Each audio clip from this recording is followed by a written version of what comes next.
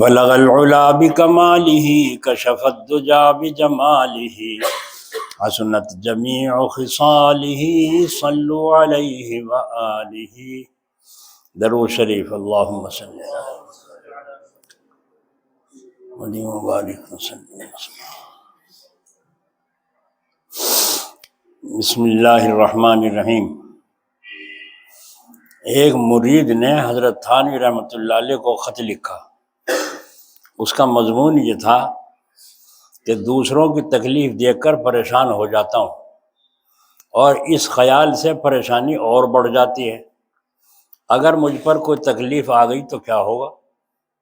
اس خیال سے پریشانی اور بڑھ جاتی ہے، اگر مجھ پر ایسی مصیبت آ گئی تو پھر کیا ہوگا؟ تو حضرت ارشاد فرمائیں کہ یہ پریشانی بری تو نہیں ہے، پریشانی تو آئی مگر یہ پریشانی سوچ بچار یہ بری تو نہیں ہے۔ تو حضرت تھانوی رحمۃ اللہ علیہ نے جواب لکھا، مختصر جواب ہوتا ہے، تحریری، اور اس میں جتنا غور کرتے جاؤ اس کے علوم نکلتے چلے جاتے ہیں۔ فرمایا بلکہ بعض اوقات اس سے بہت پرے کی شان مل جاتی ہے۔ دوسروں کی پریشانی دیکھ کر پریشان ہو جانا اور اپنے لیے دعا کرنا اللہ تعالیٰ سے، اللہ میری حفاظت فرمائیے، تو یہ پریشانی اس سے بری تو نہیں ہے۔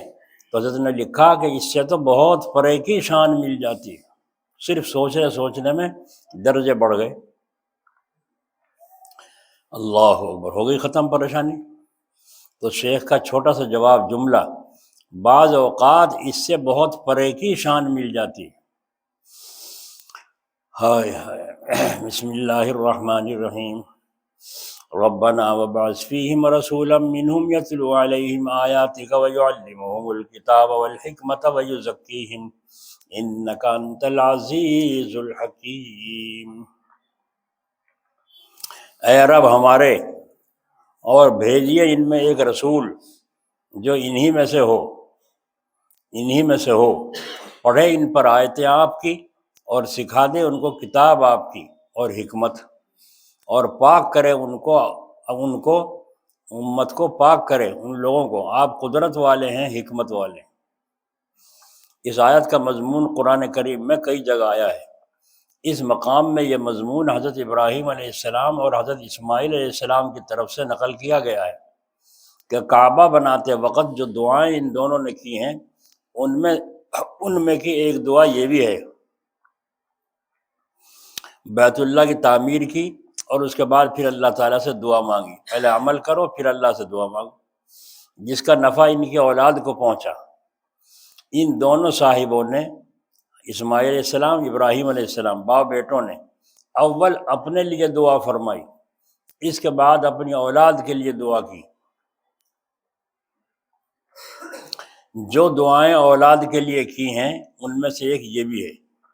حاصل اس دعا کا یہ ہے کہ حضرت ابراہیم اور حضرت اسماعیل علیہ السلام نے اپنی اولاد کو ایک دینی نفع پہنچایا ہے۔ اس دعا کے طرز سے یہ بات معلوم ہوتی ہے کہ اصل مقصد دین کا نفع ہے، دنیا کا نفع تو اس کے تابع ہے۔ ہم کو حضرت ابراہیم علیہ السلام سے سبق لینا چاہیے کہ انہوں نے جہاں اپنی اولاد کے لیے دنیا کے نفع کی یہ دعا کی کہ اے اللہ، مکے میں جو ایمان والے ہیں ان کو میوے اور پھل کھلانا، مکے میں جو ایمان والے آئے رہیں ان کو خوب پھل اور میوے کھلانا، اس دعا کے ساتھ ہی دین کے نفع کی بھی دعا فرمائی جس کا اس آیت میں ذکر ہے۔ تو دنیا کے نفع اور آرام کے لیے دعا کرنے سے معلوم ہوتا ہے کہ وہ بھی ضروری ہے، کیونکہ ظاہر ہے اگر دنیا کا آرام نہ ہو تو دنیا میں بہت کم طبیعتیں ایسی ہیں جو اللہ کی طرف متوجہ ہوں۔ بس اپنے رزق کی زیادتی کی بھی دعا کرنا چاہیے اور اپنی تندرستی کے لیے بھی دعا کرنا چاہیے۔ چنانچہ حدیث شریف میں آیا ہے کہ حضور اکرم صلی اللہ علیہ وسلم نے ایک صحابی کو دیکھا، بہت دبلے ہو رہے ہیں۔ حضور صلی اللہ علیہ وسلم نے دریافت فرمایا تم نے کچھ دعا تو نہیں کر لی، یعنی مصیبت کے لیے کچھ دعا تو نہیں کر لی؟ وہ صحابی کہنے لگے ہاں جی دعا تو کی تھی۔ کیا؟ کہنے لگے یہ دعا کی تھی کہ اللہ جو کچھ مجھے عذاب ہونا ہو دنیا ہی میں ہو جائے۔ آپ صلی اللہ علیہ وسلم نے ان کو خبردار کیا کہ تکلیف کے لیے ہرگز دعا کرنا جائز نہیں ہے، بلکہ تکلیف سے بچنے کے لیے دعا کرنا چاہیے۔ تو وجہ اس کی یہ ہے کہ انسان کمزور ہے، اس کو تکلیف کی برداشت کہاں۔ خدا کے فضل کی دعا کرنا چاہیے کہ انسان کی رگ رگ میں ضرورت بھری ہوئی ہے، بغیر خدا کے فضل سے اس کا گزارا کیسے ہو سکتا ہے۔ ایک آدمی میرے پاس آئے اور کہا کہ حضرت میرے لیے 10 روپے کا انتظام کر دیجیے۔ اس زمانے میں 100 سال پہلے یوں کہہ رہا ہے 10 روپے کا انتظام کر دیجیے کیونکہ مجھے سخت ضرورت ہے۔ اس کے بعد ادھر ادھر کا ذکر کرنے لگے، فقیری کا دم بڑھنے لگے، ہمیں جنت کی کیا پرواہ ہے اور دوزخ کا کیا ڈر ہے۔ میں نے کہا میاں مٹھو، تم سے 10 روپے سے تو صبر نہیں ہو سکا، جنت سے تو کیا صبر کر سکو گے۔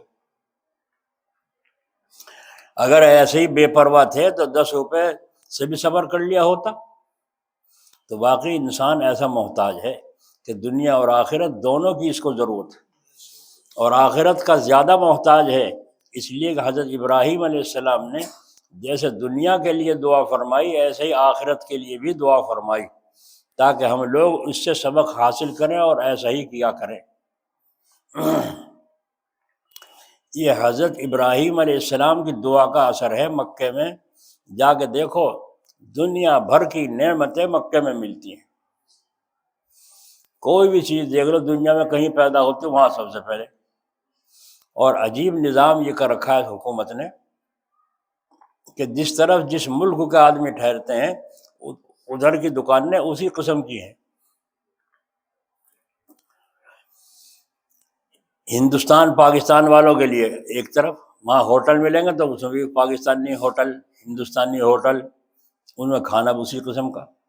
دوسرے ملک کے لوگ ہیں بغیر مرچوں کو کھاتے ہیں، ان کے ہوٹل اس علاقہ حلقے میں، تو اتنا سکون سے رہتے ہیں لوگ، بڑا عجیب زندہ ہے۔ تو وہاں کسی چیز کی کمی نہیں، کیلے دیکھو تو وہ جوان، سیب دیکھو تو وہ جوان، سنترے دیکھو تو وہ عجیب۔ ایک آدمی سنترے لایا اور کھایا، بڑھیا نہیں، کیا کمی ہو گئی؟ دیکھو کیسا ہے، چبتا ہی نہیں۔ ہمارے یہاں کے کتنے پھوکے سیب ہوتے ہیں، ارے تمہارے یہاں کے سیب تو بڈھے ہوں، بڈھے سیب منہ میں کھاؤ روا سا کھل جاتا ہے، تو یہ بڈھے ہو گئے، ان پہ بڑھاپا آ گیا۔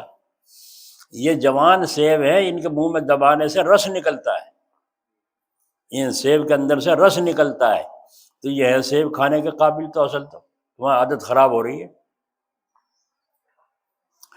تو دیکھو اللہ تعالیٰ نے ابراہیم علیہ السلام کی دعا کیسی قبول فرمائی، کیسی قبول فرمائی کہ دنیا بھر کے سے سمٹ کے پھل وہاں ملتے ہیں۔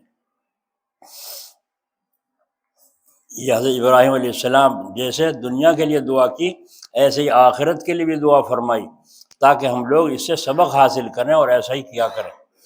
بہرحال نبیوں کی اولاد بھی وہی مقبول ہے جو ان کے قدم بقدم ہو، ان کے طریقے پر چلتی ہو، نبیوں کی اولاد۔ اور جو اولاد ان کے طریقے پر نہ ہو وہ تو ایسی ہے جیسے غلط لکھا ہوا قرآن، کہ اس کا نہ ایسا ادب ضروری ہے اور نہ اس کی بے ادبی کرنا جائز ہے۔ ادب تو اس لیے نہیں کہ وہ صحیح قرآن نہیں، اور بے ادبی اس لیے نہیں کی جائے گی کہ کچھ تو قرآن کی آیتیں بھی اس میں ملی ہوئی ہوتی ہیں۔ تو پیغمبروں کی زیادہ نظر اس پر ہے کہ دین کا نفع ہو، اور چاہتے ہیں کہ اولاد ہو تو ایسی ہو جو ہمارے طریقے پر چلے۔ اس لیے ابراہیم علیہ السلام نے اپنی اولاد کے لیے یہ دعا فرمائی، اور اس سے ہم کو یہ سبق سکھلایا کہ تم بھی اپنی اولاد کے لیے دنیا سے زیادہ دین کا انتظام کرو۔ اب ہم کو سبق لینا چاہیے اور دیکھنا چاہیے ہم کہاں تک اپنی اولاد کے حق میں حضرت ابراہیم علیہ السلام کے طریقے پر چلتے ہیں، اور کس قدر اس کے اولاد کے دین کا انتظام کرتے ہیں۔ سوچنا چاہیے۔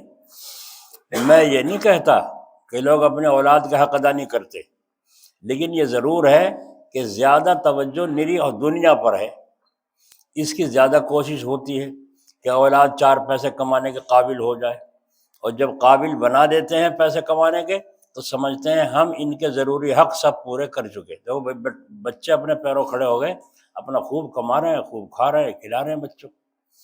آگے اپنی درستی یہ خود کر لیں گے، جماعت میں جا کے چلہ لگا کے نمازی ہو کے آ جائیں۔ وجہ اس کی یہ ہے کہ لوگوں کے دلوں میں دین کے وقت اور قدر بالکل نکل گئی، اس لیے بالکل دنیا پر جھک پڑے۔ اور اگر کسی کو یہ شبہ ہو کہ حضرت ابراہیم علیہ السلام کو دنیا کی ضرورتوں کی خبر نہ تھی، اس لیے ان کو دنیا کی طرف توجہ نہ ہوئی اور ہمیں خبر ہے، تو یہ بالکل غلط ہے۔ بلکہ دنیا کی جتنی ضرورت سے اس کی ان کو پوری خبر ہے، جتنی ضرورت تھی اس کی پوری خبر ان کو تھی۔ چنانچہ انہوں نے اپنی اولاد کے آرام کے لیے بھی دعا فرمائی اور ان کو رزق پہنچایا جائے، مگر نبیوں نے اپنی اولاد کے لیے اس کی رعایت زیادہ کی ہے کہ دین کا نفع ان کو پہنچے، اور دنیا کے نفع کے لیے جو انہوں نے کی ہے وہ صرف اسی اولاد کے لیے کی جو ہے جو ایماندار ہو، ساری اولاد کے لیے نہیں کی۔ اللہ اکبر! اس سے اندازہ کیجئے کہ ان کی نظر میں دین کس قدر عزیز ہے کہ نافرمان اولاد کے لیے دنیا کی دعا بھی گوارا نہیں ہے نا۔ اگرچہ اللہ تعالیٰ نے رزق ایمان والوں کے ساتھ خاص نہیں کیا کہ روٹی کھانے کو ایمان والوں کو ملے گی، کافروں کو نہیں ملے گی، بلکہ فرمایا کچھ دنوں کے لیے دنیا میں کافروں کو بھی عیش دوں گا، کچھ دنوں کے لیے دنیا میں کافروں کو بھی عیش دوں گا۔ تو اللہ تعالیٰ نے تو اپنی رحمت کو عام فرمایا، مگر حضرت ابراہیم علیہ السلام نے بوجہ کافروں کے نافرمان ہونے کے ان کے لیے دعا نہیں فرمائی۔ اس سے نبیوں کی طبیعت کا اندازہ معلوم ہوتا ہے۔ یہی نیک بندوں کا طرز انداز ہونا چاہیے کہ نافرمان لوگوں پر کچھ رحم نہ کریں، نہ ان کے لیے راحت کی دعا کریں، ہاں ہدایت کی دعا کریں۔ بس جو لوگ خدا کے حکموں پر چلتے ہیں ان کے لیے ہر طرح کی دعا کریں، اور جو نافرمان ہیں اللہ تعالیٰ کے حکم پر نہیں چلتے ان کو اللہ کے سپرد کر دیں۔ آئی سمجھ میں بات؟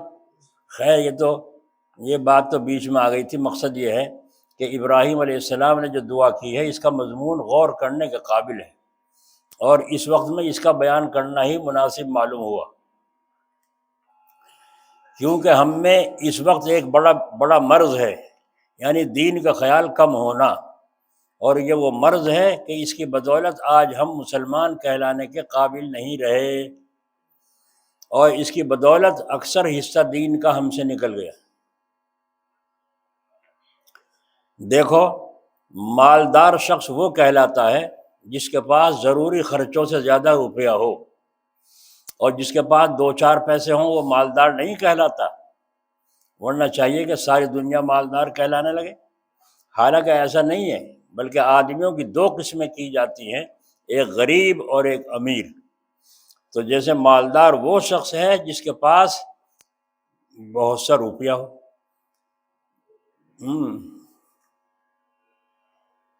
اسی طرح ایماندار بھی وہی ہے جو عقیدے بھی سب شریعت کے موافق رکھتا ہو اور عمل میں بھی شریعت کا پورا پابند ہو۔ اور یہ ایمان کچھ ایمان نہیں ہے کہ صرف کلمہ پڑھ کر اپنے کو ایماندار سمجھنے لگے، شریعت کے حکموں پر چلنے سے کچھ غرض نہیں رکھتے۔ بعض آدمی یوں کہا کرتے ہیں، یا عورتیں بھی، اجی ہمارا بچہ وہ دودھ پی کے وہاں قبرستانوں کو نکل گیا تھا، بس لپیٹ ہو گئی، تو قبرستانوں کو مردہ چپٹ گیا۔ دیکھو کیسے کیسے عقیدے کمزوری دل و دماغ پر چھائی ہوئی ہے۔ ہاں، شریعت کے حکموں پر چلنے سے کچھ غرض نہیں رکھتے۔ اس کے متعلق دلیل کے طور پر کہتے ہیں، من قال لا الہ الا اللہ دخل الجنہ۔ حضرت جی یہ حدیث ہے؟ جی ہاں۔ کیا جس نے لا الہ الا اللہ کہہ لیا وہ جنت میں جاوے گا؟ تو یہ حدیث تو بے شک سچی ہے، لیکن اس کا مطلب اور ہے۔ مطلب یہ لوگ اس سے نکالتے ہیں وہ نہیں ہے۔ پھر غضب یہ کہ اس میں ایک تو غلطی یہ تھی کہ عمل کرنے کو بالکل بیکار سمجھتے،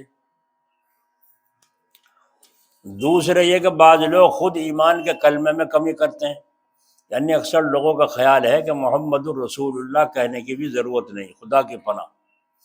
میں نے خود یہ تقریریں چھپی ہوئی اخباروں میں دیکھی ہیں کہ رسول پر ایمان لانے کی ضرورت نہیں ہے، اور اسی حدیث سے اپنے مطلب نکالتے ہیں۔ حدیث پیش کرتے ہیں، من قال لا الہ الا اللہ بس دخل الجنہ، جس نے لا الہ الا اللہ کہہ لیا وہ جنت میں جاوے گا۔ وہ کہتے ہیں کہ لا الہ الا اللہ کہنے ہی سے لوگ جنت میں جائیں گے، تو اب محمد الرسول اللہ کہنے کی کیا ضرورت رہی؟ مجھ میں ایک سفر میں اس حدیث کے متعلق ایک صاحب نے جو اسی خیال کے تھے دریافت کیا کہ اس حدیث سے تو معلوم ہوتا ہے کہ جو شخص محمد رسول اللہ کو نہ مانے وہ بھی جنت میں جائے گا۔ میں نے کہا آپ یہ بتلائیے، اگر کوئی شخص یہ کہے میں تو روزانہ یاسین پڑھتا ہوں، تو یاسین پڑھنے کا کیا معنی ہے؟ کیا یہ معنی ہے کہ صرف یہ کلمہ پڑھتا ہوں یاسین یاسین یاسین یاسین، یا یہ معنی ہے کہ ساری سورت پڑھتا ہوں؟ کہنے لگا یاسین کے معنی تو ساری سورت پڑھنے کے ہیں۔ تو میں نے کہا جناب علی اسی طرح لا الہ الا اللہ پڑھنے کے معنی سارا کلمہ پڑھنے کے ہیں۔ ان لوگوں کے لا الہ الا اللہ کے پڑھنے کے یہ معنی سمجھنے پر مجھے ایک قصہ یاد آیا۔ ریاست رامپور سے ایک طالب علم نے میرے پاس خط بھیجا کہ مجھ کو فلاں شبہ ہے، اس کے لیے کوئی دعا بتلا دیجیے۔ میں نے لکھا کہ لاہور پڑھا کرو۔ چند دن کے بعد وہ مجھ سے ملے، پھر شکایت کی۔ میں نے پوچھا اس سے پہلے میں نے کیا بتلایا تھا؟ کہنے لگے لاہور پڑھنے کو بتلایا تھا، سو میں پڑھتا ہوں۔ ایک بات اور یاد رکھیے، یہ مول صاحب بھی بیٹھے ہیں، یہ حضرت بھی بیٹھے ہیں، اور بھی بیٹھے ہیں، دوسرے مولانا بھی بیٹھے ہیں، تیسرے بھی بیٹھے ہیں۔ سمجھ کے ذرا غور کرنے کی ہے۔ جب کوئی سوال کرے تو چاہے آپ نے بڑی بڑی کتابیں حل کر رکھی، کئی کونٹل کتابیں پڑھ رکھی ہیں مطالعے میں اور حفظ یاد ہیں، جب بھی کتاب پر نظر نہ جائے بلکہ اللہ پر نظر جائے۔ سب سے پہلے کیا ہے؟ آمنت باللہ، ایمان لایا میں اللہ تعالیٰ پر یا کتابوں پر۔ پھر اس کے بعد وہ ملائکتہ ہی اور فرشتوں پر، اس کے بعد ہے وہ ملائکہ و کتب ہی، اب آئی کتابوں کا نمبر، وہ رسول ہی، پھر رسولوں پر کتاب اتری۔ تو رسول اور کتاب بعد میں ہے، پہلے اللہ ہے، پھر فرشتے ہیں، اور پھر کتاب ہے۔ تو پہلے اللہ پر۔ اس لیے بزرگان دین سے کوئی پوچھے کوئی تصویر بتا دو، اب سب کو ایک تصویر نہیں بتاتے، بلکہ یہ سوچتے ہیں اسے کہ اللہ یہ بتاؤں یا نہ بتاؤں۔ اگر اجازت دل میں ڈال دی گئی یہی بتا دو تو بتا دی، اگر کرے گا تو فائدہ ہوگا، نہیں کرے گا تو نقصان اس کا۔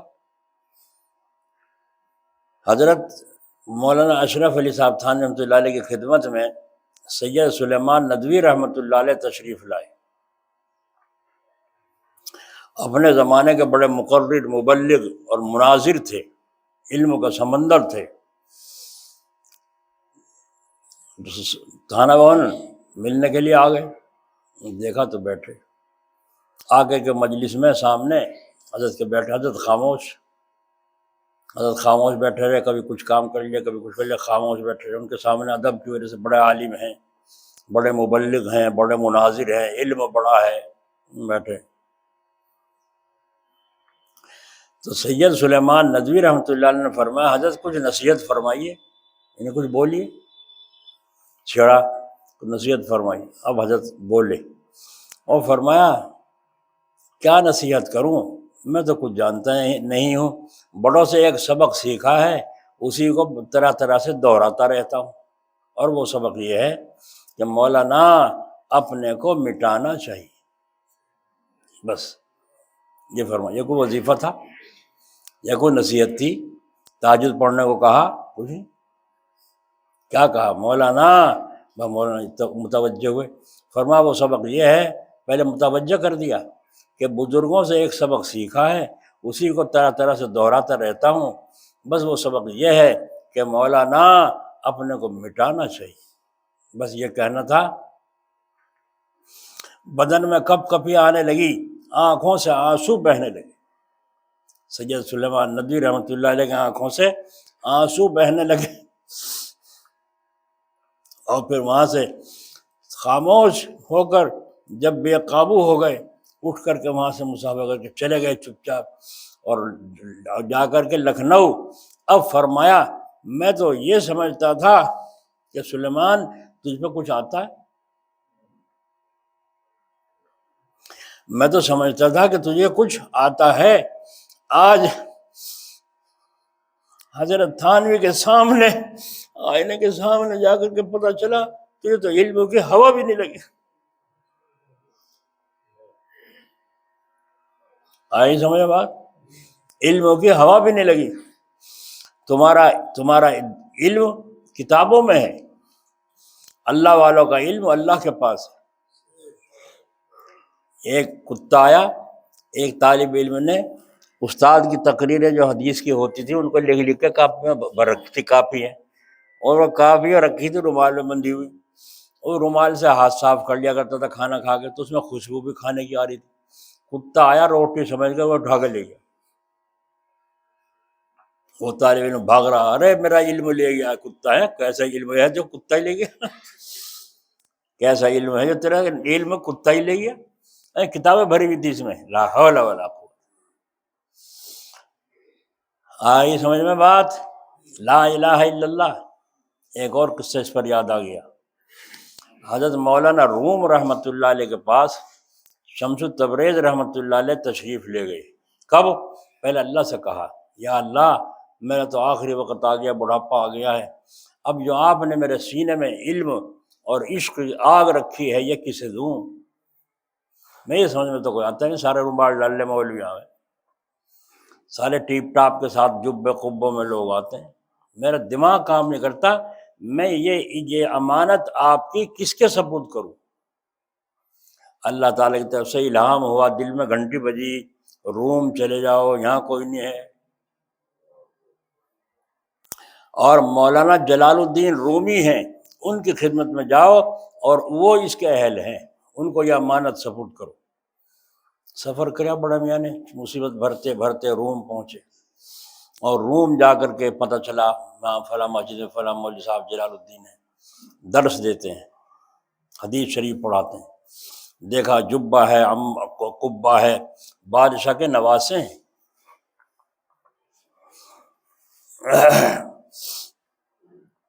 جا کے درس میں بیٹھ گئے، دیکھا تو باقی علم کا سمندر ہے، علم کا دریا بہہ رہا ہے۔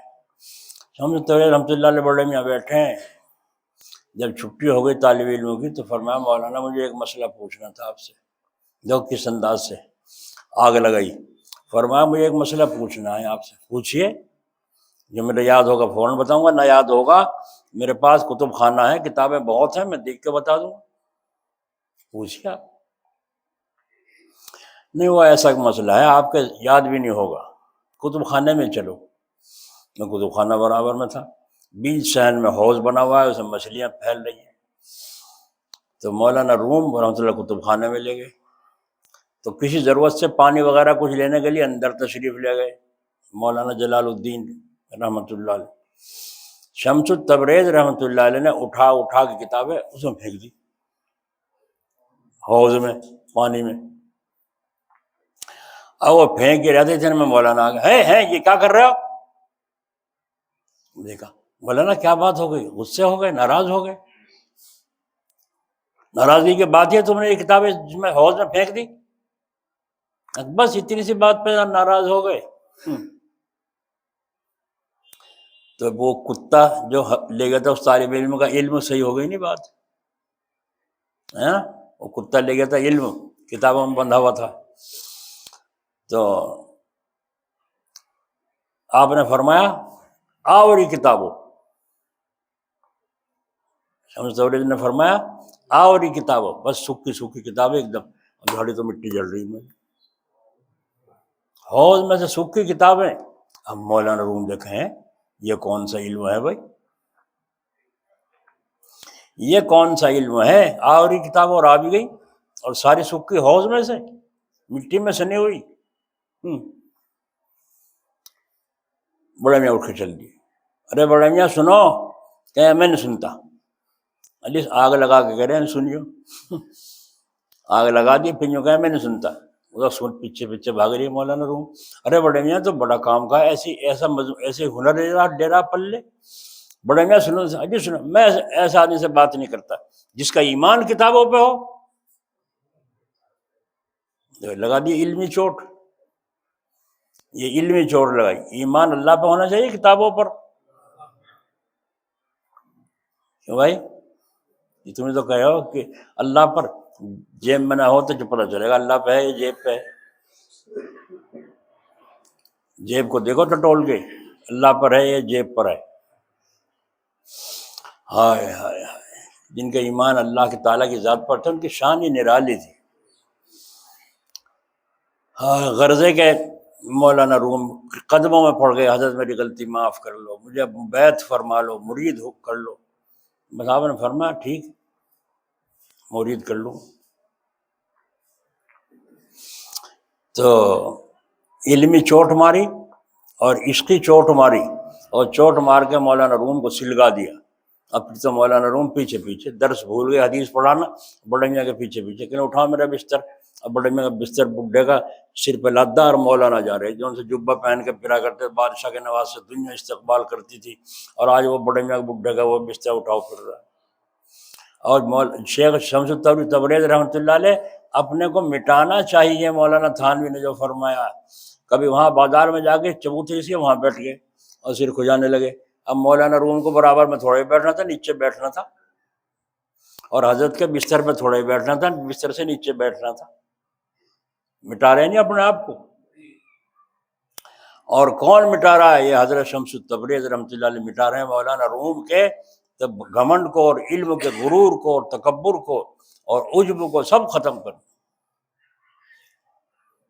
ایک دن لوگوں نے اکٹھے ہو کے کہا مولانا، لوگوں نے کہا بھائی سمجھاؤ انہیں مولانا کو، کیا دماغ میں کمی آ گئی، یہ بڈھے کے پیچھے کیا لینے پڑ گئے؟ کہا مولانا آپ تو اتنے بڑے عالم ہیں، اور اس کے بڑے میں سے آپ کیا سیکھنے کے لیے جا رہے ہیں جو تو اپنا ہی پتہ نہیں۔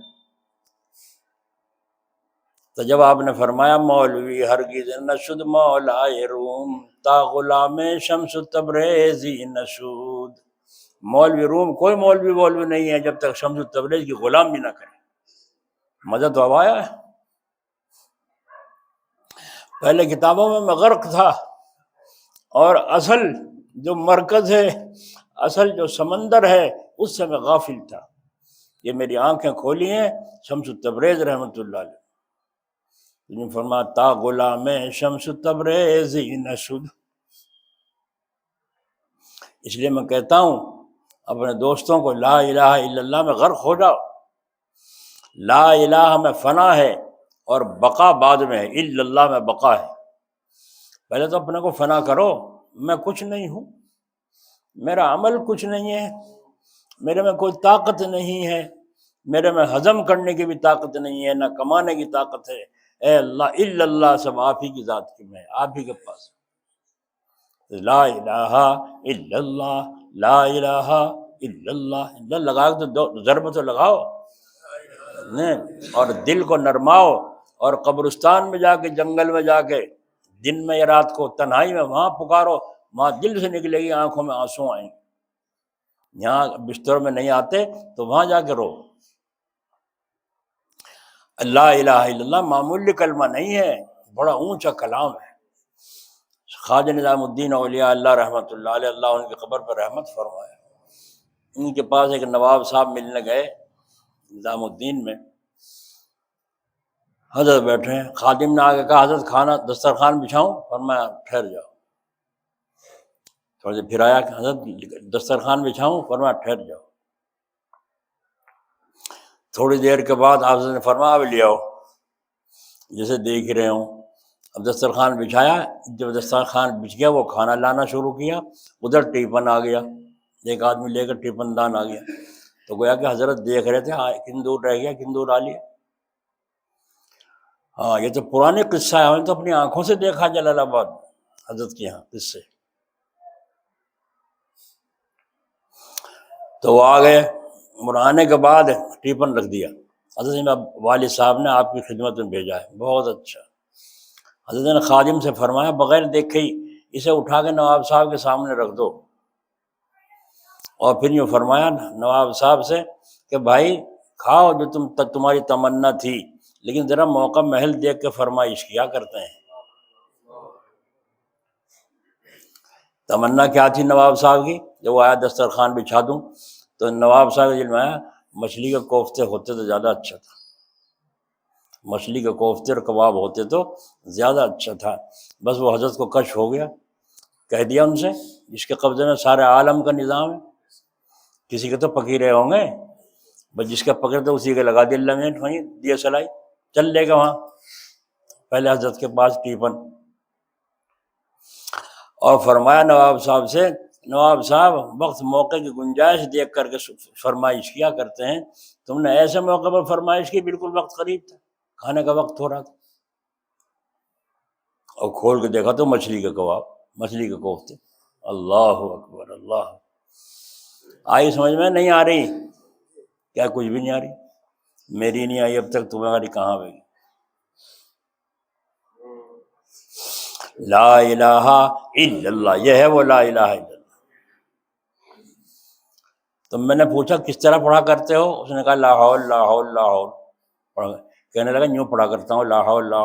تو جیسے ہر یہ طالب علم لا حول پڑھنے کا یہ معنی سمجھے کہ صرف لا حول کو پڑھ لیا جائے، حالانکہ لا حول تو پورے کلمے کا نام ہے، لا حول ولا قوت الا باللہ۔ اسی طرح ان لوگوں نے بھی لا الہ الا اللہ پڑھنے کا یہ معنی سمجھے کہ صرف لا الہ الا اللہ ہی پڑھا جاوے، حالانکہ لا الہ الا اللہ سے وہی مراد ہے جس کے ساتھ محمد الرسول اللہ بھی ہو۔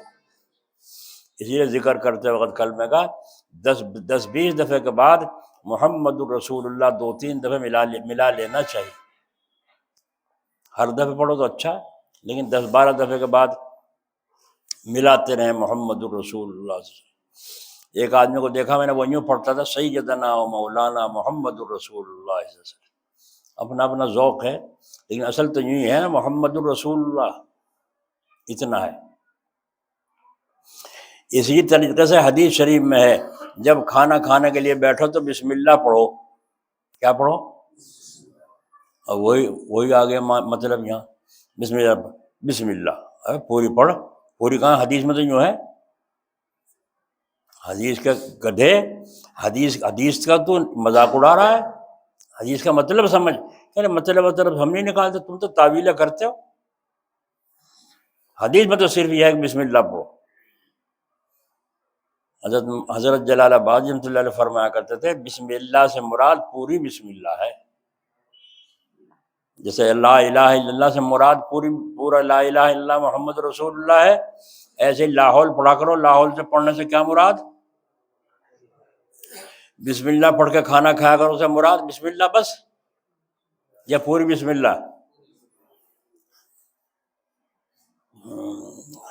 چنانچہ مشکات شریف میں حدیث موجود ہے، الایمان و شہادت اللہ الہ الا اللہ وان محمد رسول اللہ۔ ایمان یہ ہے گواہی دینا اس بات کی کہ سوائے اللہ تعالیٰ کے اور کوئی عبادت کے لائق نہیں، اور گواہی دینا اس بات کی کہ محمد صلی اللہ علیہ وسلم اللہ کے رسول ہیں۔ بس اس حدیث سے صاف طور پر معلوم ہو گیا کہ محمد رسول اللہ ماننا ضروری ہے۔ تم اخباروں میں خبریں دیتے ہو، عقل تمہیں دھیلے کی نہیں ہے، اور اس کے بغیر آدمی ایماندار نہیں ہو سکتا۔ تو صاحبو، اس دنیا میں کھپ جانے کے سبب سے اس قسم کی غلطیاں لوگ کر رہے ہیں۔ بس اس کا علاج یہ ہے کہ دین کی طرف توجہ کریں اور دین کا علم حاصل کریں۔ اسی خیال کے ایک اور صاحب مجھے ملے، کہنے لگے رسول پر ایمان لانے کی ضرورت نہیں، صرف اللہ تعالیٰ کو ایک ماننا نجات کے لیے کافی ہے۔ میں نے کہا ہرگز نہیں، عقل بھی یہی کہتی ہے اور قرآن اور حدیث بھی یہی بتلاتی ہیں کہ رسول پر ایمان لانا ضروری ہے۔ دوسرے رسول کا انکار کرنے سے اللہ تعالیٰ اللہ کا خدائی کا بھی انکار ہو جاتا ہے۔ جو محمد رسول اللہ کو نہ مانے، اسی واسطے اللہ تعالیٰ کے ماننے کے یہ معنی نہیں ہے کہ صرف اللہ کو موجود اللہ ہے بس، تو معنی یہ ہے کہ ان کی ذات کو بھی پورا مانے، اللہ تعالیٰ کی خوبیوں کو بھی بے مثل مانے، کیونکہ اس پر بات پر سب کا اتفاق ہے۔ اللہ سچے ہیں جھوٹے؟ جھوٹے بول دیں نا اللہ نے؟ نہیں، جو کہہ دیا وہ پتھر کی لکیر ہے، لوہے کی لکیر ہے۔ تو ذات کو مانتا ہے لیکن اللہ تعالیٰ کی خوبیوں کو نہیں مانتا، تو وہ کافر ہے کہ نہیں؟ اس کی ایسی مثال ہے جیسے کوئی شخص بادشاہ کو بادشاہ تو مانے لیکن یہ نہ مانے کہ اس کو بادشاہوں کا اختیار بھی ہیں، تو کیا ایسے کی نسبت یہ کہا جائے گا کہ اس نے بادشاہ کو مانا؟ کبھی نہیں۔ تو اللہ تعالیٰ کے ایک ماننے کے یہ معنی ہے کہ اللہ تعالیٰ کو ساری خوبیوں کے ساتھ مانے، کہ ان میں ہر خوبی پوری طرح پائی جاتی ہے۔ وہ شخص کہنے لگے بے شک اللہ تعالیٰ کو ایسا سمجھنا تو ضروری ہے۔ میں نے کہا عمدہ، بہت اچھا۔ اب اللہ تعالیٰ کی خوبیوں میں سے ایک خوبی سچائی بھی ہے۔ اللہ تعالیٰ کی جہاں اور خوبی ہیں وہاں اللہ تعالیٰ کی یہ خوبی کیا ہے؟ سچائی، اور وہ پوری ہے۔ بس اللہ تعالیٰ کے لیے سچائی کی خوبی ماننا بھی ضروری ہوگی یا نہیں؟ ہاں جی۔ کہنے لگے کیا ٹھکانہ تھا حکیم الامت کا، ساری باتیں اسی سے اگلوا رہے ہیں، اور کہنے لگے ہاں بے شک ضروری ہوگی۔ تو میں نے کہا قرآن شریف میں موجود ہے محمد الرسول اللہ، قرآن شریف میں اللہ نے پڑھ کے جبرائیل کو دیا کہ جاؤ یہ حضور صلی اللہ علیہ وسلم پر پہنچاؤ اور اعلان کریں محمد الرسول اللہ والذین معہ اشداء علی الکفار، ہے نہیں ہے؟ بس اس کا ماننا ضروری ہوا، تو جو اس کو نہ مانے گا وہ خدا کا ماننے والا بھی نہ ہوگا، کیونکہ اس نے اللہ تعالیٰ کی سچائی کو نہ مانا جس کا ماننا ضروری تھا۔ اور میں نے کہا آپ کو 10 سال کی مہلت جواب کے لیے دیتا ہوں، جاؤ جواب تلاش کر لو۔ جواب دے نہیں سکتا کوئی اہل حق کا۔ یہ تو عقیدوں میں کمی تھی جس کی مثالیں آپ نے سن لی۔ اسی طرح عملوں میں بھی کمی کر لی کہ بعض تو ان کے فرض ہونے کا بھی انکار کرتے ہیں، اور بعض انکار تو نہیں کرتے لیکن ان پر عمل بھی نہیں کرتے۔ تو ان دونوں قسم کے لوگوں کی غلطی قرآن کی آیتوں سے ثابت ہوتی ہے۔ رہی حدیث من قال لا الہ الا اللہ دخل الجنہ، کہ جس نے لا الہ الا اللہ کہہ لیا وہ جنت میں جاوے گا، تو اس کے معنی کے لیے ایک مثال عرض کیا کرتا ہوں۔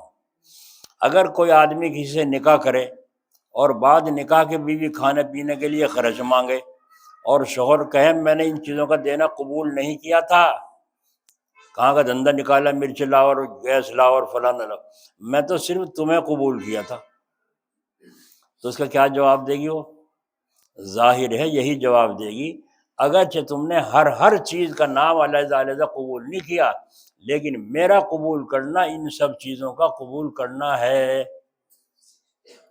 کیوں بھائی؟ اب میں ان اعتراض کرنے والوں سے پوچھتا ہوں، حضرت فرما رہے ہیں آپ کے سامنے یہ بات چیت ہو تو آپ کیا کہیں گے؟ یہی کہیں گے نا، یہ ایک قبول ہی ہر چیز کے قبول کرنے کی جگہ ہے۔ تو جب لا الہ الا اللہ کہہ لیا تو سارے عقیدے اور عملوں کا ذمہ لے لیا ہے، سارے عقیدوں اور عملوں کا ذمہ۔ یاد رکھو ایمان میں کمی کرنا سخت غلطی ہے۔ ایمان جب کہلائے گا جب اس کی پوری شان پائی جائے۔ اب سوچیے ہم لوگ مسلمان کہلاتے ہیں مگر غور کرنے کے قابل یہ ہے کہ ہم میں اسلام کی کتنی باتیں پائی جاتی ہیں۔ بس مسلمان تو وہی ہوگا جس میں اسلام کی باتیں بہت کثرت سے پائی جائیں، جیسے میں نے مثال دی ہے کہ مالدار اسی کو کہتے ہیں جس کے پاس ہر قسم کا سامان ضرورت سے زیادہ ہو۔ تو ہم کو اپنی حالت دیکھنی چاہیے کہ ہم کو دین سے کس درجے بے پرواہی ہو گئی ہے کہ نہ عقیدے درست کرنے کی پرواہ، نہ عمل درست کرنے کی فکر، نہ اپنے برتاؤ اچھا کرنے کا خیال، نہ بری باتوں پر رنج۔ آج کل کی یہ حالت دیکھ کر اس وقت مجھے یہ آیت یاد آئی اور میں نے یہ پڑھی ہے کہ حضرت ابراہیم علیہ السلام کی دعا اس لیے نقل کیا ہے تاکہ معلوم ہو جائے کہ یہ بات مدت سے طے ہو چکی ہے کہ حضرت ابراہیم علیہ السلام کی دعا میں کن کن باتوں کو ایمان کے لیے ضروری کہا گیا ہے۔ اس کو انشاءاللہ تعالیٰ اگلے ہفتے زندہ بخیر رہے عرض کیا جائے گا۔ اللہ تعالیٰ اپنے فضل و کرم سے عمل کی توفیق عطا فرمائے۔ تو بھائی اصل چیز ہے ماننا، اصل چیز ہے ماننا، یعنی اپنی طبیعت کو شریعت کے تابع کرو، شریعت کو گھڑ کے طبیعت کے تابع نہ کرو۔ شریعت کو گھڑ کر الٹا موڑ کر طبیعت کے تابع نہ کرو کہ جیسے میں چاہوں ایسے مولوی فتویٰ دے۔ ایسے بھی مولوی بیٹھے ہیں، اللہ تعالیٰ نے بٹھا رکھے ہیں ایسے بھی جو طبیعت کے مطابق فتویٰ دیتے ہیں،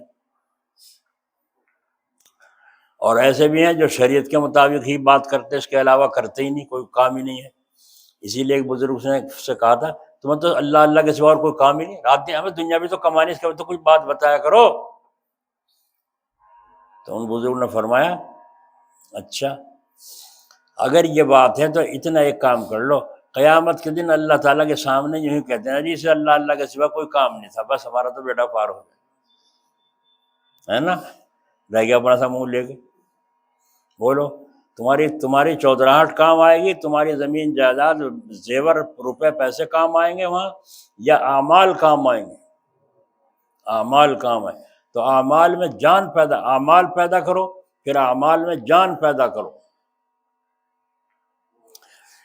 فرض نماز کو مکمل کرنے کے لیے نماز سے پہلے سنتیں ہیں، اور اس سے جس میں جو ہے مغرب سے پہلے نہیں ہے تو وہ اس میں بیٹھ جاؤ تھوڑی دیر، دھیان لگاؤ، بعد میں ہے تو دھیان جمانے کے لیے کی مشق نفلوں کے ذریعے ہوتی ہے کہ نماز میں جان پیدا ہو، دھیان جمے، پہلے سنتوں میں، نفلوں میں، تحیۃ الوضو، تحیۃ المسجد، یہ پڑھ کر نفلیں پڑھ کر اللہ سے دھیان لگانے کی مشق کرو۔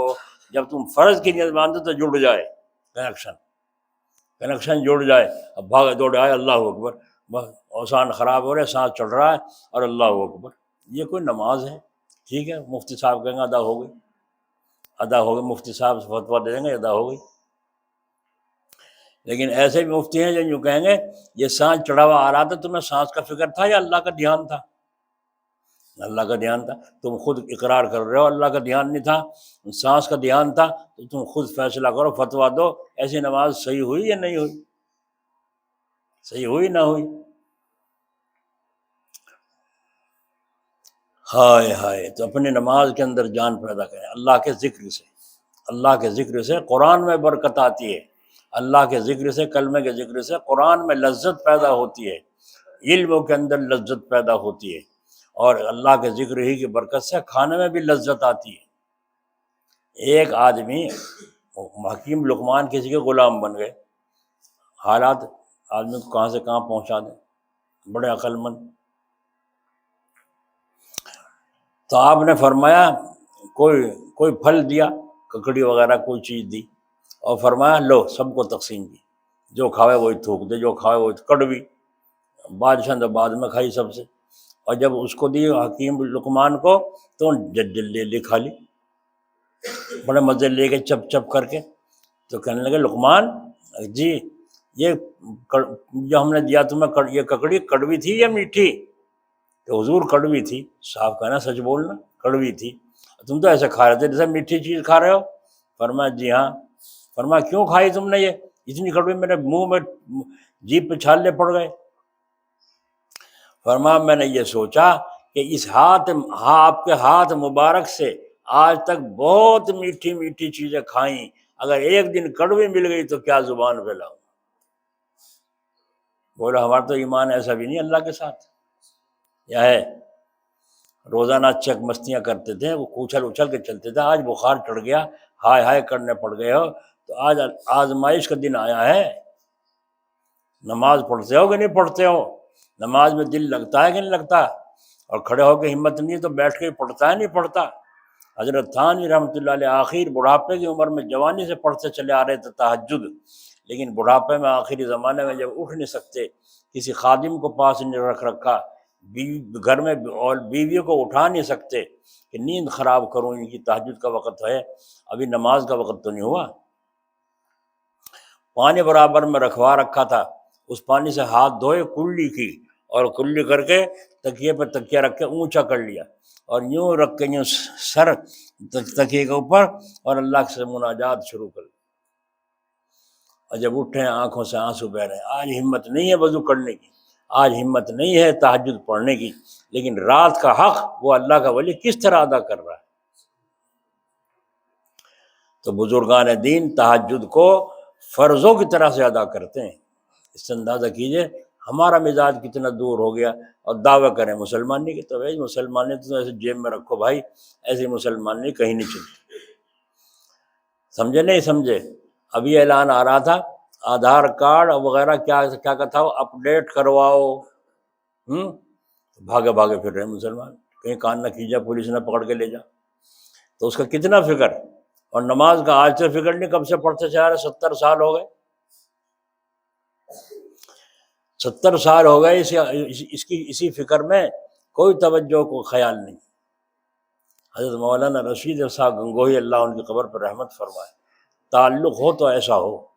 شیخ الہند رحمۃ اللہ علیہ دیوبند سے چلے اور اپنے شیخ کے پاس جمعرات کو، برسات کا موسم تھا، دریا چڑھ رہا تھا، نہر چڑھ رہی تھی، اسی میں وہ راستہ تھا جانے کا، جب پل وول نہیں تھا اس زمانے میں، تو وہاں کو جب تو پانی میں کوئی نکل کے جانا پڑتا تھا۔ آپ نے اندازہ لگایا کوئی بتانے والا تو ہے نہیں، اندازے سے یہاں کو جایا کروں تھا میں، بس وہاں کو جو چلے وہ پانی کی تیزی نے پیر اڑال دیے، مولانا اڑل گئے اس میں۔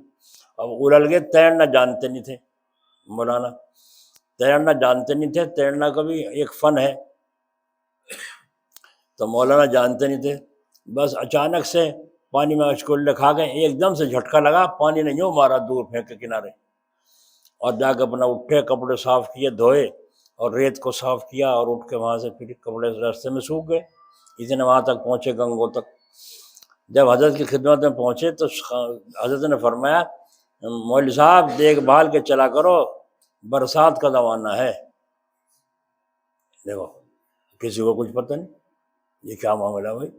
ہاں ایک بات تو ضرور ہوئی تھی، مجلس ہو رہی تھی، مجلس ہوتے ہوتے ایک دم سے فرمایا تو دعا کرو بھائی، اللہ تیرا بھی محمود ہے میرا بھی محمود ہے، اس کی حفاظت فرما۔ سب کو کہہ رہے کہ یہ کیا ہوا، مجلس ہوتے ہوتے محمود کی کس کی دعا ہو رہی، کیا تیرا بھی محمود ہے میرا بھی محمود ہے، محمود کا معنی پسند کیا ہوا، سمجھو، تیرا بھی من پسند ہے میرا بھی من پسند ہے، اس کی حفاظت فرما۔ بس پانی نے ایسا اچھالا لیا، دعا ایسی پہنچی حضرت کی، اور وہاں ڈال دیا کنارے۔ تو آنے کے بعد یوں نہیں فرمایا مولانا خیریت سے آئے، نہیں وہاں بناوٹ تھی نہیں، اللہ والوں بناوٹ کا کیا مطلب۔ فرمایا مولانا صاحب دیکھ بھال کے چلا کرو، برسات کا زمانہ ہے۔ اس سے اندازہ ہوا کہ حضرت بیٹھے مجلس میں، مجلس کر رہے ہیں، نگاہ کہاں جا رہی ہے، یہ ان کی نگاہ نہیں تھی، وہ تو اللہ کی نگاہ تھی کہ تیرا مرید وہاں گچ کے کھا رہا ہے۔ تو فون دعا تو اللہ تعالیٰ خود نہیں بچا سکتے تھے؟ بولو، ان باتوں کو سمجھنا ہے، اللہ تعالیٰ خود بچانے پر قادر ہے، مگر اللہ نے پہلے تو دکھایا مولانا گنگوہی کو، پھر انہوں نے دعا فرمائی، اب دعا کو بنا کے اللہ نے اس کا نقشہ اور باہر پھینک دیا۔ قدرت تو دیکھو، تو معلوم ہوا اللہ تعالیٰ نے اللہ والوں کا درجہ بڑا اونچا بنایا ہے، اور اللہ والے ہم بننے کو تیار نہیں ہیں، ہاں دنیا والے بننے کو تیار ہیں، ایسی دکان کھولوں دنیا میں شہرت ہو جائے، ایسی حکمت کی دکان کروں سال دنیا میں چمک جائے، اور ایسا مدرسہ بناؤں جو دنیا میں کو چہک جائے، اور ایسی خانقاہ بناؤں جو دنیا واہ واہ کرے، مہمان خانہ الگ ہو، یہ چکر میں پڑ رہے ہیں۔ یہاں چکر بازی کچھ نہیں، یہاں تو لا الہ الا اللہ اور باقی خیر صلی اللہ، بس یہاں کچھ نہیں ہے۔ آؤ آؤ ہوگا کھلا دیں گے، نہیں تو جاؤ، ہم بھی ایسے لٹک رہے تم بھی ایسے رہو، فاقے سے رہو، ہم بھی فاقے سے تم بھی فاقے سے، ہم کہاں سے مانگتے پھریں، ادھار کو دیتا نہیں، کہاں تک ادھار کروں گا، ادھار کروں گا دے گا کون، نہیں سمجھے؟ نہیں جی، مہمان کا تو آگا تاگا لینا ہی پڑتا ہے، تو لے لو، کون منع کر رہا، یہاں کیوں آتے ہو روتے ہوئے۔ حضرت مولانا حسین احمد مدنی رحمۃ اللہ علیہ کو آئے، تشریف لائے، اندر ایک مہمان بیٹھا ہے، اچھا ابھی آئے ہو، جب سب کھا پی کے فارغ ہو رہے، سب دھندا ختم ہو گیا، اور مہمان آیا بے وقت، تو کچھ نہیں فرمایا۔ مولانا حضرت مدنی کہا اس کے بڑا اصول یہ تھا، دل جوئی، رحم۔ حضرت تھانوی کے یہاں بال کی کھال نکلتی تھی، کیوں آئے بے وقت، کیوں آئے ہو بے وقت، اگر وقت سے پہلے بعد میں آئے ہو تو کہیں اور ٹھہرتے، یہاں کے مجھے تکلیف کیوں دے رہے ہو، کھانے کا انتظام کہیں راستے میں کرتے۔ اب حضرت مدنی رحمۃ اللہ علیہ فرمایا اچھا کچھ نہیں، نہ چہرے پہ بل نہ کچھ کہا، اندر تشریف کچھ رکھا گیا، تو دسترخوان اٹھ کے جو آتا ہے اتنے اتنے ٹکڑے بچے ہوئے جو دسترخوان پہ تھے وہ فرمایا، اور دال تھی بچی وہ لے کے حضرت تشریف لائے کپڑے میں لپیٹ کے، فرمایا لو بھائی اب تو فی الحال یہ ہے وہاں بیٹھ کے کھا لو، ٹائم تھا نا کھانے کا۔ جب تو ایسا نہیں تھا کہ بوڑھا نے کھا لی تاہری اور پھر آ لیے حسین پور، اب حسین پور والے سوچے بھائی کھانا کا انتظام کرو، جب کھانا لا کر اجی ہم تو کھا آئے تھے، بوڑھا نے تیری ایسی تیسی، یہاں ادھار ڈیر لا کے ابالوائے اور پکوائے، جب پہلے نہیں تیرا منہ پھوٹ سکتا تھا، کہتا کھانے کا انتظام نہ کریے میں کھانا کھا کے آیا ہوں، تکلیف دینا کوئی ضروری تھا؟ اب زبان پر نہ لاؤ جب تم نے غلطی کی ہے، اب تو جو آیا تھوڑا بہت جتنا خواہش ہو کھا لو تاکہ اس کی دل جوئی ہو میزبان کی۔ اگر تو نے کہا جی ہم تو کھا گئے، اس کا دل ٹوٹ جائے گا، اس کا میزبان کا دل ٹوٹ جائے گا۔ تو حضرت مدین انہوں نے کھولے ہوئے دیکھا تو ٹکڑے ہیں اتنے اتنے ٹوٹے ہوئے، انہوں نے دال میں ڈبو کے خوب مستی کے ساتھ کھائے، اور کھا کے فرمایا حضرت میرا پیٹ بھر گیا، بہت ذائقہ آیا، بڑا جی خوش ہوا۔ حضرت نے فرمایا بھائی ان رکے سکے ٹکڑوں میں کہاں ذائقہ رکھا ہے، جب ہم تمہارے یہاں جاتے ہیں تو تم ہمیں مرغے کھلاتے ہو، دیسی مرغے کھلاتے ہو، بریانی کھلاتے ہو، کھیر کھلاتے ہو، اور ہم تمہاری خدمت سکے ٹکڑوں سے کر رہے ہیں، بچے ہوئے ٹکڑوں سے کر رہے ہیں۔ تو یہ کہ حضرت نے تو وہ پانی ہو گیا۔ حضرت تو سمجھ میں آ گیا کہ جو وقت پہ ہے اسے حاضر کرو۔ اب تم کھانے میں لگ گئے، مہمان کے پیٹ میں انتے اوپر نیچے پھر رہی، پتہ نہیں کب کو آئے گا، پتہ نہیں کب کو آئے گا، پتہ نہیں کب کو آئے گا۔ اس لیے جاتے ہی پہلے بتا دو کہ ہمارے کھانے کا انتظام نہ کرنا، ہم کھانے سے فارغ ہو کر آئے ہیں، یا کھانا ایک مہمان آتا ہے یہاں جمعرات کے روز، تو جب وہ آتا ہے تو اپنا کھانا ساتھ لاتا ہے، بلکہ ایک آدھ کا مدرس کا کھانا بھی ساتھ میں لے آتا ہے، زیادہ لاتا ہے۔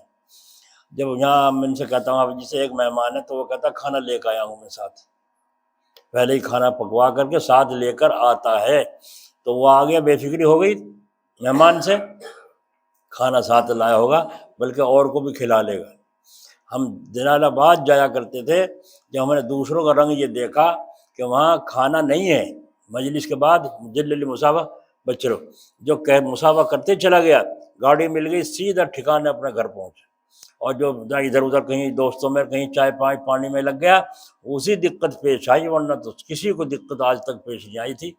اللہ تعالیٰ سے میری بھی دعا ہے اللہ میرے حضرت کی برکت سے اس مجلس میں آنے والوں کو بھی آنے اور جانے میں سہولت عطا فرمائے۔ تو پھر ہم نے دیکھا بہت سارے آ جاؤ بھائی کھانا کھا لو، کھانا کھول کے بیٹھ گئے، تو وہ اپنا بھی کھانا لے آیا، اپنا بھی کھانا لایا ہے کہ حضرت کے یہاں دوپہر کو جمعے میں وہاں کھانا کھاویں گے، مسجد میں آرام کریں گے، تو وہ ہم بھی لے آنے لگے، تو عمل کرنے سے عمل جاگتا ہے، تو ہم بھی لے آنے لگے، اور دگنا لے جاویں کھانا تاکہ کسی اور کو جو نہ لایا اسے بھی کھلا سکیں۔ حضرت کی طرف سے کوئی نہیں تھا، کیوں؟ اس لیے کہ تم اپنا کام آئے ہو، ہمارے کام آئے ہو، بولو بھائی، وکیل کے پاس جاتے ہو اپنا کام یا وکیل کا کام؟ تو خرچہ تمہارے ذمہ ہے یا وکیل کے؟ تو کھانے کی امید وکیل سے لگاؤ گے؟ چائے پلائے گا، چائے تم پلاؤ وکیل صاحب کو، ہے نا، وکیل صاحب سے امید نہ کرو، بے وقوفی کی بات ہے۔ ہاں اگر وہ پلا دیں تو ان کا طرف سے تمہارے اوپر احسان ہے، اگر پلا دی تو احسان ہے، ورنہ نہیں ہے۔ اللہ تعالیٰ عمل کی توفیق عطا فرمائے، اللہ تعالیٰ کی طرف متوجہ ہو جاؤ۔ لا الہ